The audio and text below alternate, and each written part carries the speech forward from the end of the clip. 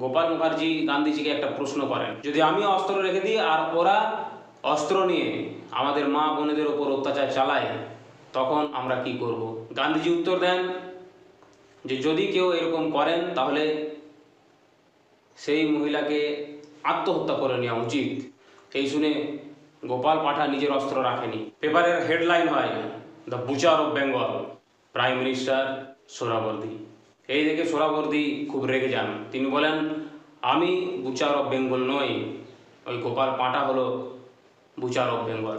কিন্তু যখন কোনো ব্যক্তি একটি রাজ্য বা দেশের দায়িত্বে থাকেন এবং তার দায়িত্বে থাকাকালীন এরকম দাঙ্গা হয়, এই দাঙ্গা না হিন্দু না মুসলমান দায়ী, তার দায়ী সেই রাজ্যের বা সেই দেশের প্রধানের। এই সিনেমায় আর একটা মেসেজ খুব ভালো দিয়েছে, যে কোনো সিদ্ধান্ত নেতা মন্ত্রীরা নিজেরাই বসে নিয়ে নেয়, জনগণ আদৌ কি চাইছে সেটা জানার তারা প্রয়োজন মনে করে না, যার ফলে সাধারণ মানুষকে লড়তে হয়, ঘর ছাড়তে হয়, দেশ ছাড়তে হয়, অবশেষে পৃথিবী ছাড়তে হয়।